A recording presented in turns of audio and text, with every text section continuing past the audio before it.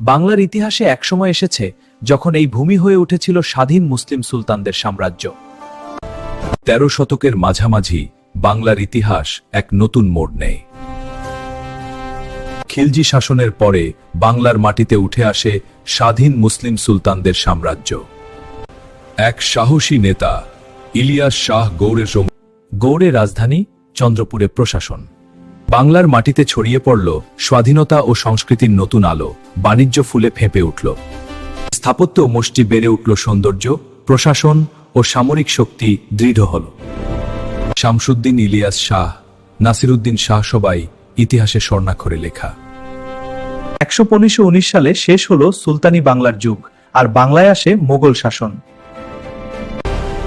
এক যুগ যা ইতিহাসে চিরকাল স্মরণীয়।